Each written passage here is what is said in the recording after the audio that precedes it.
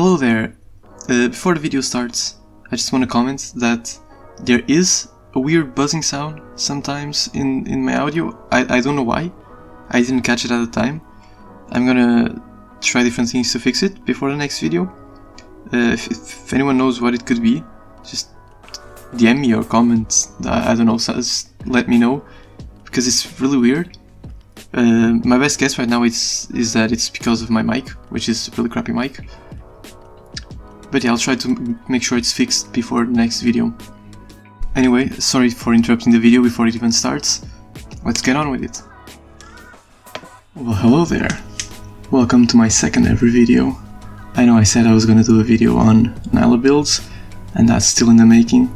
It's kinda kicking my ass, so I just thought I'd make another video in the meanwhile. See, Worlds ended like a week ago, and whenever a tournament ends, it's always fun to look at the tournament and try to figure out how well each team performed. And there's at least one formal way of doing that, of being very precise and mathematic about it, about being subjective. And I'm gonna present it in this video. But before we get to the World Cup analysis, which has some surprising results, you'll be very interested to see. Before we get there, let's start with a simpler example. See, imagine this tournament. It's a somewhat standard double elimination format, a little bit wonky, but something that could happen with Team A, Team B, and Team C. Now, if follow this format, from this we can reasonably tell that Team B is probably the best team in the tournament, but can really quantify that because we can just look at the win rate, right? Because if we look at this, like Team B they played Team C and they played Team A twice, whereas Team C only played Team B once, which means Team A played against harder competition, so the win rate is going to be deflated compared to what it should be compared to Team C.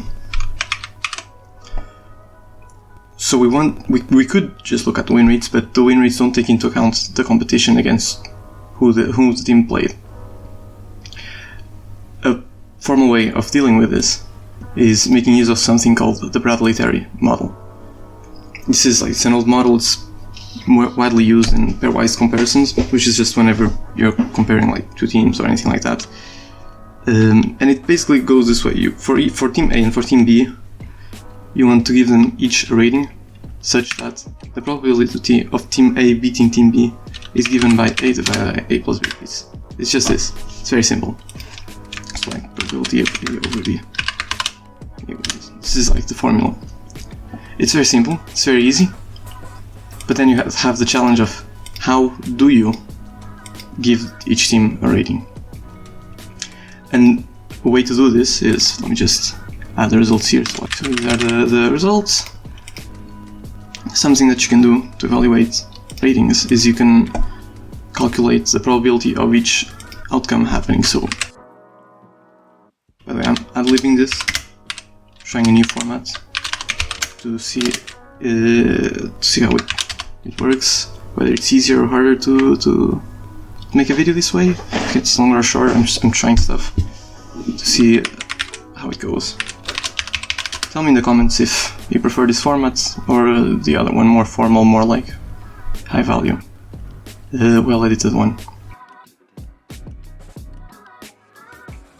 And let's just say they all have the rating of 1.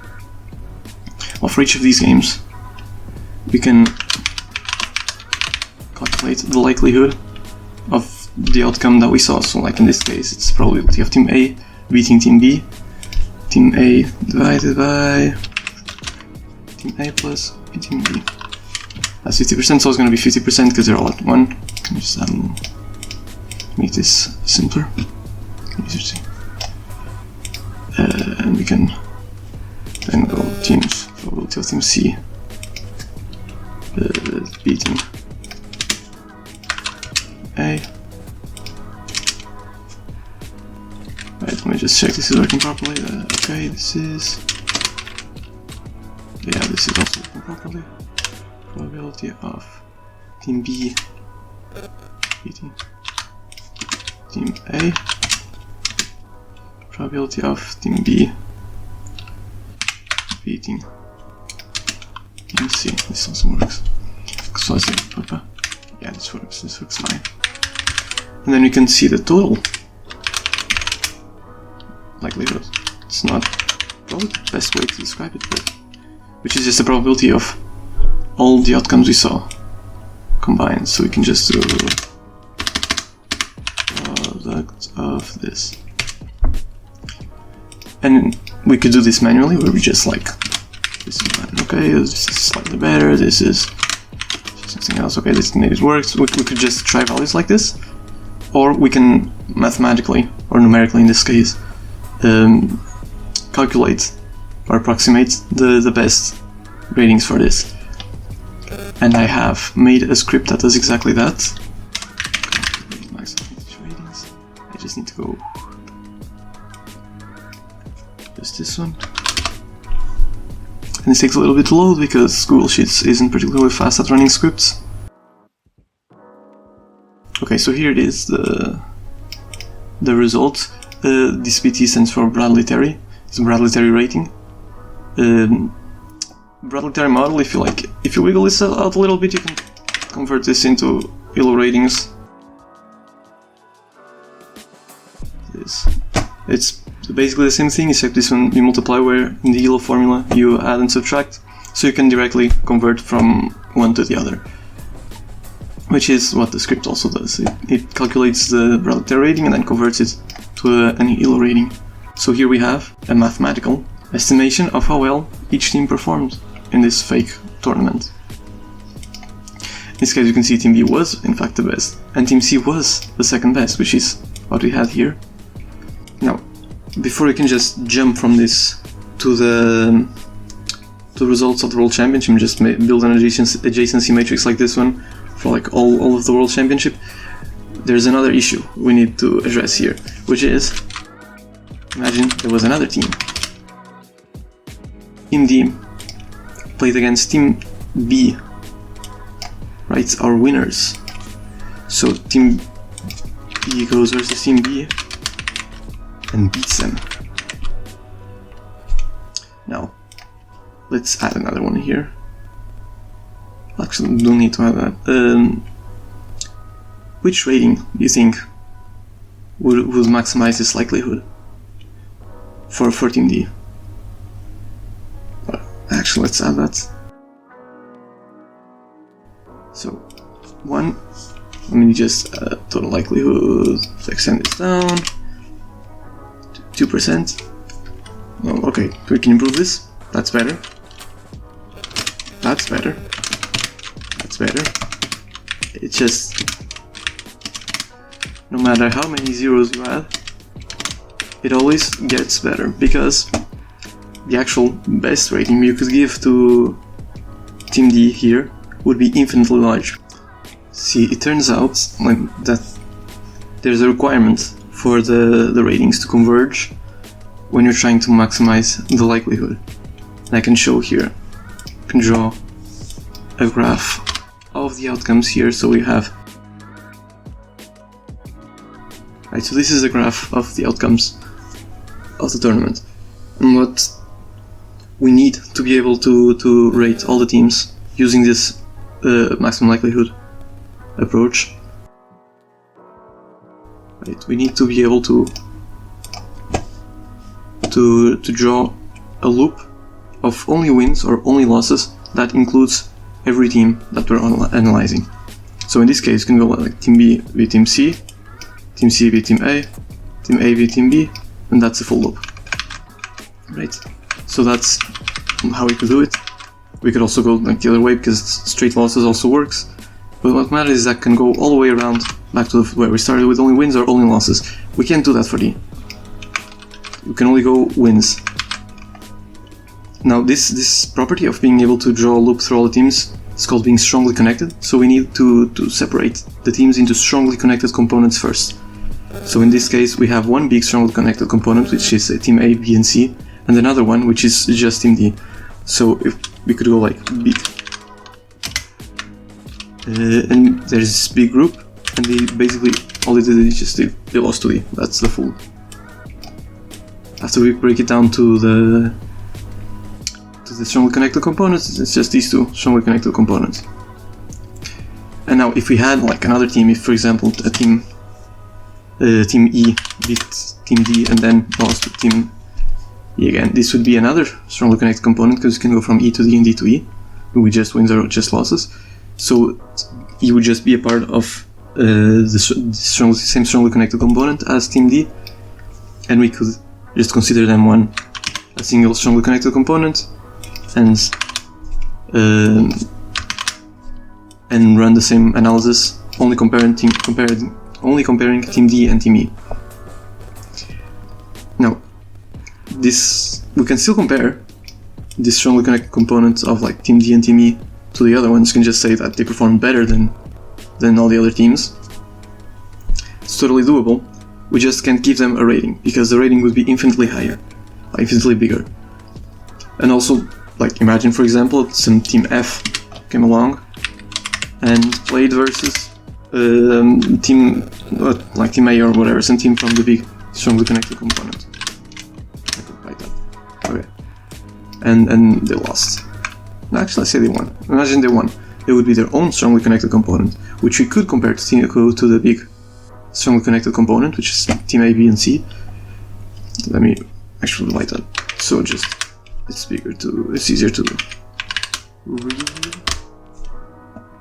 Right, so we could draw the graph like this, and we could compare team F to team A, B, and C, but we couldn't compare it to team D and E at all. All we know is that both team F and team D and E, like both these strongly connected components, did perform better than the big strongly connected component with team A, B, and C. But we can compare between them because there's room for this to be like somewhere in between this, or to be like infinitely above. Just imagine that if team F beats team E, then it goes like team F on top and then this one in the middle. But just losing one game switches that completely, and it's an infinite difference between the two. Or maybe they win one and then lose one and they become part of the same strongly connected component. So if you want to compare strongly connected components, you can only do so if they have straight losses or straight wins between them. So if there was like something like team then we could compare team G to team A, B, and C because team G beat team F beat team A and C, so team G's performance was better than team A or team B or team C. Now, with this in mind, we can go compare go look at the results of the World Tournament. It's also like I'm gonna note that the script also breaks the teams into strongly connected components, so that's not an issue we need to worry about. But it doesn't break them out. I could expand this actually. It doesn't order the strongly connected components. Doesn't create this graph or anything like that. It just calculates which teams are part of the same strongly connected component and analyzes those teams. So as you see here, so like team T, it's its own strongly connected component because they're still looking at the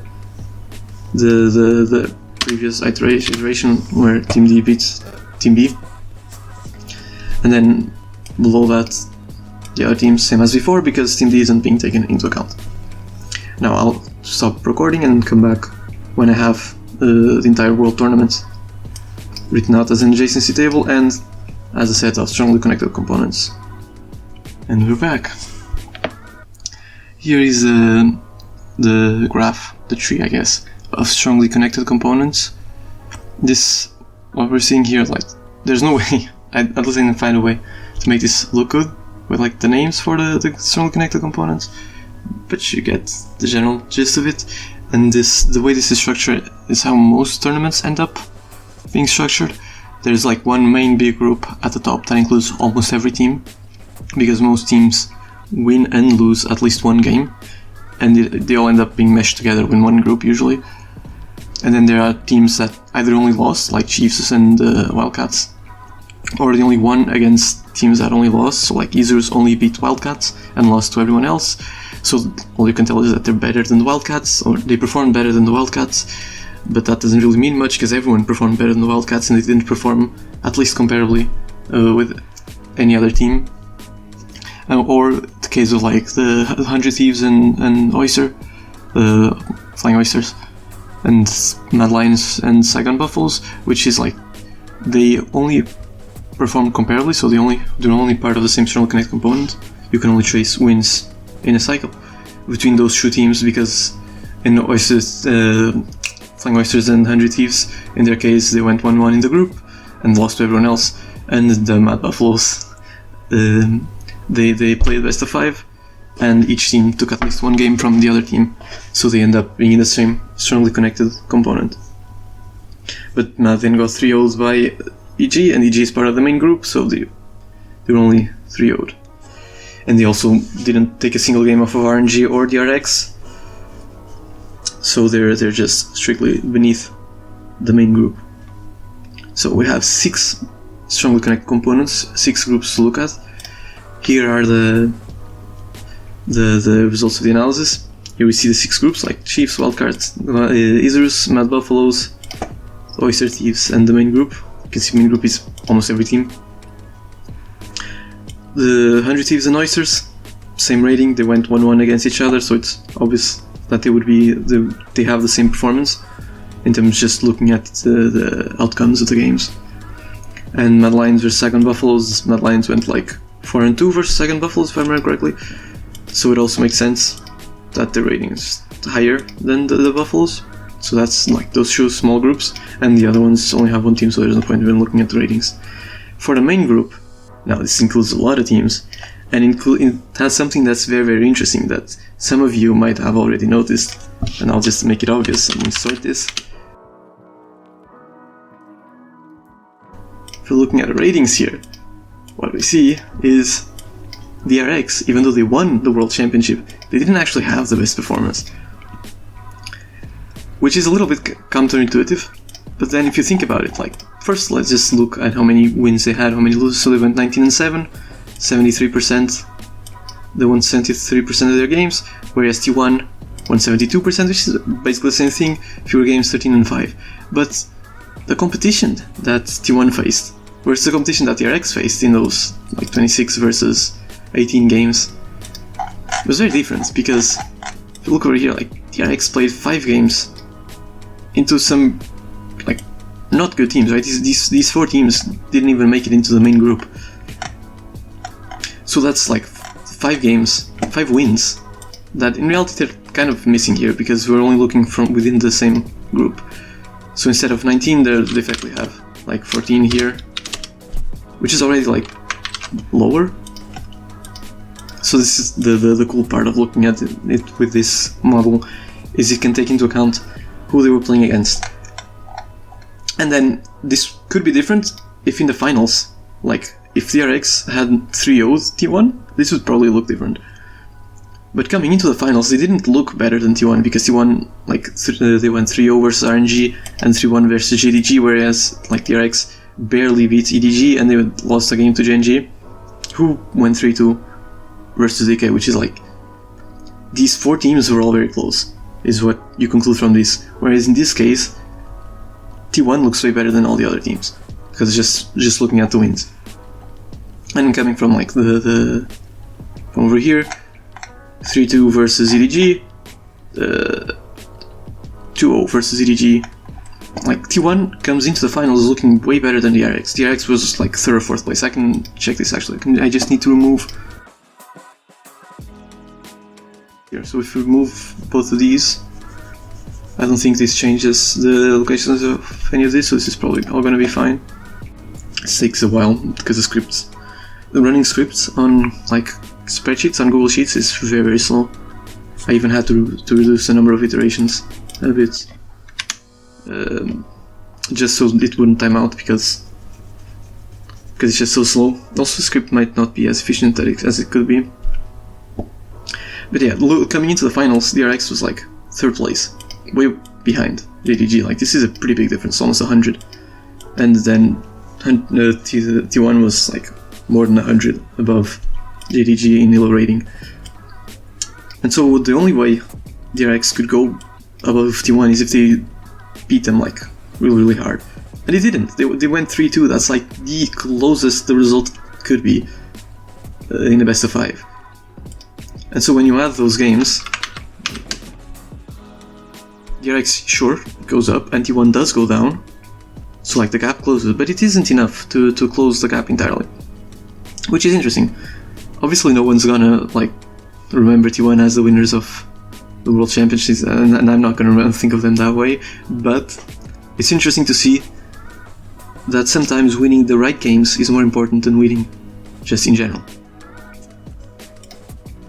If T1 had dropped like 2 more games versus RNG, but then dropped 2 fewer games against DRX, then they win the World Championship. And yeah, the RNG was a weaker team than DRX, or had a worse performance at least. But you can see like how winning the right games can be very important. DRX lost they lost 5 games in the playoffs, not in the knockout stage, whereas T1 only lost 3.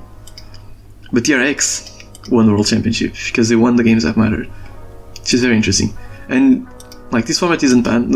When you're only doing like single elimination or double elimination with repeated finals, if the losers bracket winner wins the finals, that also works really well. But you start seeing these kinds of discrepancies more, especially when you're not just doing like best of 5s, you're doing like best of 1s or best of 2s in these stages. Best of 2s, no, best of 3s. No one does best of 2s in these brackets. Or if the tournament bracket is very short, sometimes like in MSI, which is one stage shorter, is only 4 teams, that sometimes also looks wonky, but at least there's a really big group before that, which makes the ratings better. But it's still, if you win the right games, like you could go 4th place with really bad results in MSI and then technically still win 3-2ing both best of 5s and be the champions, while being probably like 2nd or 3rd best teams. Which, yeah, the MSI format isn't particularly good either. But it's interesting. I think it's the first time, at least from what I've checked, that the world champion isn't the one with the best performance. It's actually the second place. Yeah, I just wanted to make a video on this, just talk about it. World Championship just ended, and I don't know when I can finish the Nyla video, because it's been tough. Analyzing things just takes forever. The code for this, like the script itself, I made it publicly available. It's on GitHub. I think I can just open it. Yeah, it's over here. I'll leave a link to it in the description, so you can go check it there. If anyone wants to implement the whole graph part of this, like this part, that would be pretty dope, because I'm not really sure how I would do that, or at least how I would display that in Google Sheets. I'm also not particularly good at programming in JavaScript in general, much less in like Google's version of JavaScript. But if you want to include this, all you need to do is like copy paste this code. Just copy all of it and go like over here, extensions, subscript. No, I'm not on the account that I used to make this spreadsheet, but just paste in the in the window that opens when you do that, and you'll have access to this function, this calculate max LH ratings, and then you just have to format the same way as this. So it's just the teams as the rows and the columns. It's like the first row and the first column, same order, and the adjacency matrix. So like DFM beats loud 3 times, so you go DFM 3 versus L versus loud, and you do that for every team, and you can get these results. I'm using this for League of Legends. You can obviously use this for any kind of tournament, any kind of game, like chess, anything that's just pairwise and doesn't have ties. You can always do this. If it does have ties, this doesn't work. It gets much more complicated, much more complex analyzing games with ties, at least with this kind of approach. But yeah, that's it. That's the whole video. Remember to comment in the comment section below. last video you had to comment like something with bananas. Today let's go with pineapples. Comment something with pineapples in the comment section below, just so I know that you watched the video till the end. I think this video isn't as pleasant to watch till the end, but maybe. It's also, I think, slightly more interesting than the last one. Hopefully you guys agree. Again, if you have any suggestions for improvements, I tried to talk slower this time, but I'm not sure I was able to do it, because I saw a lot of people complaining that I speak too fast. But I tried to be at least like slightly slower, and I'm gonna make sure to boost the audio up, like the volume, so that it doesn't come out too quiet in the final video. But if I'm still talking too fast, I'm sorry. I guess I just speak very fast. I watch YouTube on ×2 all the time, so then that's like all the English that I hear, because I'm not this isn't my first language. I think it's pretty obvious. So I tend to speak very fast because that's how I hear English spoken rather than written. Yeah, if anyone wants to improve this, like the code for this somehow, it's on Git. If you know how to work with open source stuff, you can just do that. You can fork, you can clone. If you have any doubts, you can add me on Twitter or DM me. My DMs are open. Yeah, make sure to also follow me on Twitter. Just try to remember all the calls to actions. Also subscribe and click the notification bell, so you get a notification video whenever that Nyla video finally comes out, or if I come up with another idea for a simpler video to make than the Nyla video in the meanwhile. And if you want a video about this where I go in depth in the actual math to compute these numbers, because it's pretty complicated, or at least a little bit complicated, and uses some cool engineering concepts. So like if you're in engineering, you will have heard of every part that's used in calculating this. But also, like, I was gonna leave a comment in the comment on just a line in the description with a link to the article I read that helped me figure out how to calculate this. But I can't find it anymore. I don't know what happened. I spent like half an hour trying to find it on Google. Don't know what happened. It used to be, I don't know what I searched the first time I was looking for this, but it was like the first result, and now I can't find it. Which means there isn't like easily digestible, as far as I know, an easily digestible explanation for how to calculate this. So hey, if you want that, just comment or DM me on Twitter or @ me on Twitter or anything like that. Well, that's everything. See you next time.